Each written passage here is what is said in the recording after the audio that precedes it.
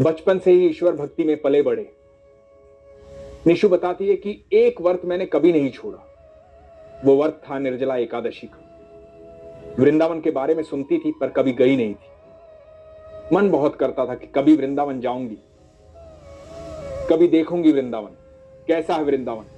बहुत बातें सुनी है वृंदावन के बारे में, लेकिन कभी मौका नहीं मिला वृंदावन जाने का।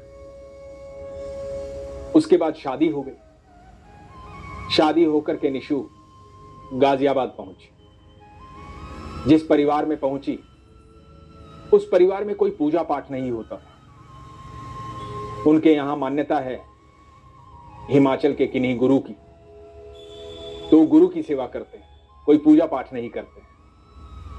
हर एक के अपने रीति रिवाज होते हैं। जब कोई भी लड़की शादी करके दूसरे घर जाती है तो दूसरे के घर के रीति रिवाज अपने बनाने पड़ते हैं।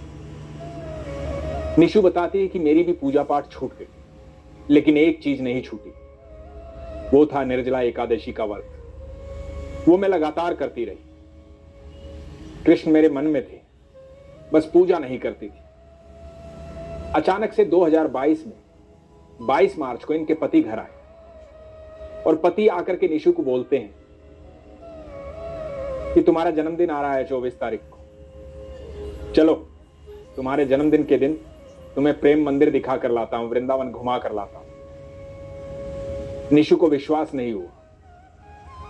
निशु ने कहा कि क्या कहा आपने, दोबारा बोलो। तो पति ने कहा कि तुम्हारे जन्मदिन पर तुम्हें प्रेम मंदिर दिखा कर लाता हूं, वृंदावन घुमा कर लाता हूं, चलो। निशु की एक बेटी है और एक 10 साल का बेटा है, 3 साल की बिटिया है। दोनों पति पत्नी, बेटा बेटी 24 तारीख के दिन, 24 मार्च को, जिस दिन निशु का जन्मदिन था, वृंदावन के लिए घर से 2:30 बजे निकले। शाम को करीबन 6 बजे पहुंचे। 6 बजे प्रेम मंदिर गए। जब प्रेम मंदिर गए तो वहां की लाइटिंग के बारे में सुना था कि बहुत प्रकाश होता है, बहुत सुंदर मंदिर है, देश विदेश से लोग देखने आते हैं। मन में बहुत सारी कल्पनाएं थी वृंदावन को देखने की, प्रेम मंदिर को देखने। आज बरसों का सपना पूरा हुआ, प्रेम मंदिर देखने के। प्रेम मंदिर अद्भुत मंदिर है। वृंदावन जो भी जाता है तो प्रेम मंदिर जरूर जाता है, उसकी आभा ही अलग है। रात्रि में तो अद्भुत लगता है। यही सुना था निशु ने। तो निशु और उनके पति और दोनों बच्चे प्रेम मंदिर में थे। बेटी निशु के पास थी और बेटा पति के पास। अब पति पत्नी बच्चों के साथ प्रेम मंदिर देख रहे थे। पति के साथ बेटा था। पति वहां के दृश्यों को अपने कैमरे में कैद कर रहे थे। थोड़ी देर बाद पति निशु के पास आए। निशु थोड़ा सा दूर थी। निशु से आके कहा कि बेटा कहां गया, लविंश कहां गया, तुम्हारे पास आया क्या? तो निशु ने कहा कि नहीं, वो तो आपके साथ था। पति ने कहा कि मैं फोटो खींच रहा था, पीछे मुड़ के देखा तो लविंश नहीं था, मुझे लगा तुम्हारे पास आया हो। और निशु एकदम बौखला गई, घबरा गई, पैरों के नीचे से जमीन निकल गई। बोली कि नहीं, मेरे पास नहीं आया, तुम्हारे साथ ही था। दोनों पति पत्नी बौखला गए, घबरा गए, डर गए। अंधेरा हो गया था।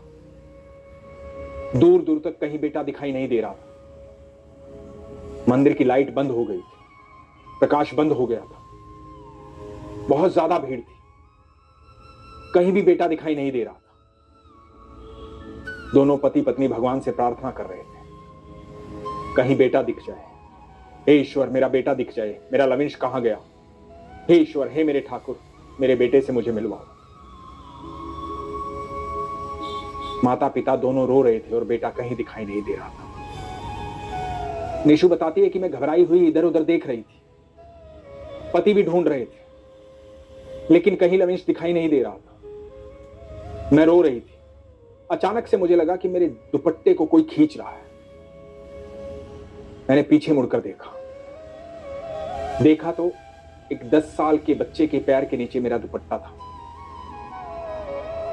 बच्चा मुझे देखकर बोलता है कि मैया क्या हुआ, क्यों घबराई हुई हो? मैं बार बार देख रहा हूं, इधर उधर भागती हो, फिर इधर आ जाती हो, क्या हुआ? तो निशु ने बताया कि बेटा, तुम्हारे जितना मेरा बेटा है कहीं गुम हो गया है।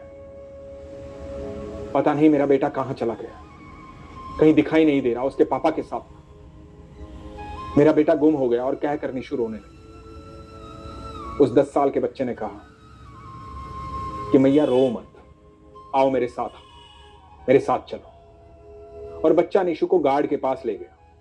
निशु बताती है कि मैं इतनी घबरा गई थी, इतनी बौखला गई थी, कोई व्यवस्था मेरी समझ में आ ही नहीं रही थी। कहां जाऊं, किससे पूछूं, क्या करूं, क्या नहीं करूं। मन में यह भी नहीं आया कि अनाउंस करवा दूं या कहीं पे लोगों से बोलूं कि बेटा गुम हो गया, जोर जोर से चिल्लाऊं, किसी को बोलूं। बस ढूंढ रही थी, बौखलाई हुई थी, पति भी बौखलाए हुए थे, घबराए हुए थे। जब दुख आता है तो सबसे पहले दिमाग को खत्म करता है, दिल को खत्म करता है। एक अजीब सी घबराहट हो जाती है।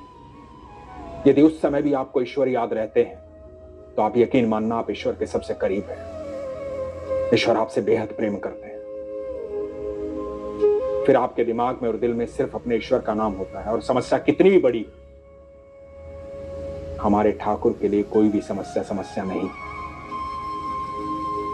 वो बच्चा गार्ड के पास ले गया। गार्ड से निशु ने बात बताई। गार्ड ने कहा कि आप उस तरफ जाइए, गेट नंबर 4 की तरफ जाइए। निशु भागती भागती गेट नंबर 4 की तरफ गई। निशु भागती भागती गेट नंबर 4 की तरफ गई और जाकर देखती है कि जहां पति पत्नी ने और बच्चों ने अपने जूते जमा किए थे, वहां पे इनका बेटा लविंश खड़ा हुआ है। पीछे मुड़ के देखती है तो वो बच्चा कहीं दिखाई नहीं दिया जो बच्चा गार्ड के पास लेकर आया था। निशु खुशी के मारे रो पड़ती है, पति को फोन करती है कि बेटा मिल गया है। रात्रि हो जाती है। पति पत्नी और बच्चे इस घटना के बाद वापस अपने घर लौट आते हैं। घबराए हुए थे, डरे हुए थे, खुश थे, विश्वास प्रगाढ़ हो रहा था। निशु बताती है कि वृंदावन से आ तो गई, इतनी बौखलाहट में, इतनी घबराहट में देखा सब कुछ, ये हादसा हो गया था, लेकिन मेरे ठाकुर ने मेरे बच्चे को मुझसे मिलवा दी। मैं तो वृंदावन से आ गई पर मेरा दिल वहीं रह गया। वृंदावन जो भी जाता है उसका बस शरीर वापस आता है, दिल तो वहीं रह जाता है। निशु बताती है कि उसके बाद अगला मार्च आया। मैं फिर ठाकुर जी से मिलने गई, बाके बिहारी से मिलने। अब वृंदावन आना जाना लगा रहता था। जो भी बोलो। 5 अगस्त के दिन निशु का मन हुआ कि मैं अपनी मम्मी को ठाकुर जी के दर्शन करवा के लाती हूं। मम्मी की तबीयत ठीक नहीं रहती। 5 अगस्त को वृंदावन गई। कुंज की गलियां लोगों से भरी हुई थी। ठाकुर से मिलने दूर दूर से लोग आते हैं। ठाकुर से लोग बहुत प्यार करते हैं। दूर दूर से लोग दर्शन करने के लिए आते हैं, मिलने आते हैं। आप कभी भी चले जाएं, कुंज की गलियां हमेशा भरी रहती हैं ठाकुर के दीवानों से। जो एक बार वृंदावन चला जाता है वो बार बार सिर्फ वहीं जाना चाहता है। जब आप अपने पिता से मिल लेते हो उसके बाद किसी से मिलने की आवश्यकता महसूस ही नहीं होती। इसलिए बार बार आप वृंदावन जाते हैं क्योंकि आपको पता लग जाता है कि यही मेरा मूल है, यही मेरा सब कुछ है, यहीं से मैं हूं और यही मेरे हैं। इसलिए वृंदावन में हमेशा भीड़ रहे। ठाकुर जी ने कहा है कि मैं दुनिया में कहीं हो ना हो लेकिन वृंदावन में हमेशा मिलूं। निशु बताती है कि आपकी वीडियो सुनती हूं, आप हमेशा कहते हैं कि ठाकुर जी कभी भी किसी भी रूप में आ जाते हैं। तो मन में हमेशा यह भाव बना रहता था कि वृंदावन जाऊंगी कभी तो ठाकुर मिलेंगे। इस बार मम्मी को लेकर आई थी, घबराई हुई थी, डरी हुई थी कि इतनी भीड़ में ठाकुर जी के दर्शन कर पाएंगे कि नहीं, ठाकुर जी से मिल पाएंगे कि नहीं। ठाकुर जी के लिए एक फूलों का हार ली। फूलों का हार लेकर के मंदिर की तरफ बढ़ी। मम्मी के साथ भीड़ में जा रही थी। वहां गोसाई जी दिखाई दी। गोसाई जी को माला देने लगी क्योंकि निशु को लगा था कि हम ठाकुर जी से नहीं मिल पाएंगे। दूर खड़ी थी, मंदिर में पीछे खड़ी थी, मम्मी के साथ थी। इतनी भीड़ में मम्मी को कैसे आगे लेके जाए, मन में यही विचार चल रहा था। तो सोचा गोसाई जी को माला दे देती हूं, वो ठाकुर जी तक पहुंचा दें। इतने में पीछे से एक आवाज आती है, निशु को बोलते हैं कि आप माला इनको मत दीजिए, आप मेरे साथ चलिए। 17-18 साल का एक बच्चा। निशु बताती है कि अद्भुत तेज था उनके चेहरे पर।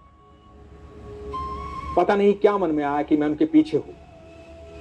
उस बच्चे के पीछे होली तो लगा कि भीड़ है ही नहीं। सारी भीड़ पता नहीं कहां गायब हो गई। कुछ दिखाई नहीं दे रहा था, कुछ समझ में नहीं आ रहा था। मैं और मम्मी पीछे पीछे चल दी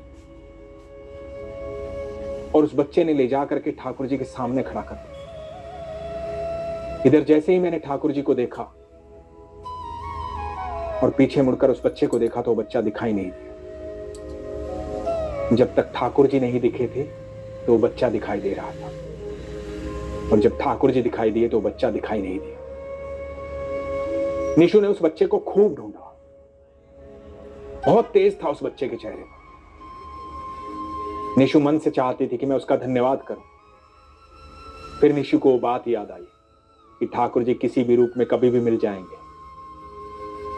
निशु को महसूस होता है, निशु जानती है कि उस दिन ठाकुर जी ने ही ठाकुर जी के दर्शन करवाए थे, ठाकुर जी से मिलवाया था। नहीं तो मम्मी को ठाकुर जी के इतने पास नहीं ले जा पाती। निशु का विश्वास ठाकुर जी में प्रगाढ़ है। आज भी निर्जला एकादशी का व्रत रखती है। लोग कहते हैं ना, मेरे घर में ऐसा माहौल है, कोई पूजा नहीं करता, कोई भोग नहीं लगाना चाहता, कोई कुछ नहीं करना चाहता। ये तो आपके मन की बात है, आपके विश्वास की बात है। निशु बताती है कि मैं मार्च में दोबारा जब गई थी, वहां से लड्डू गोपाल ले आई, और जिस घर में कभी पूजा नहीं होती थी, आज वहां ठाकुर जी की आराधना होती है, ठाकुर जी का भोग लगता है, लड्डू गोपाल वहां रहते हैं। तो मैं आप सबसे कहता हूं, आप सिर्फ अपने विश्वास की बात कीजिए। आप अपने मन से आराधना कीजिए, मन से ठाकुर जी को याद कीजिए, माहौल चाहे कैसा भी हो। आप ठाकुर जी को निमंत्रण दे के देखिए। जब ठाकुर जी आएंगे तो सारा माहौल बदल जाएगा, क्योंकि वो सृष्टि के मालिक हैं, अनंत ब्रह्मांड के परमेश्वर हैं, सर्वेश्वर, हम सब के पिता हैं। जब तक कोई पिता से नहीं मिलता तभी तक उनको नहीं जानता। जिस दिन मिल लेते हो उस दिन पिता को छोड़ने का मन नहीं करता। ठाकुर जी हम सब के पिता हैं। इसलिए हमेशा कहता हूं, अपने विश्वास को मजबूत रखिए, अपना ख्याल रखिए। हरे कृष्ण।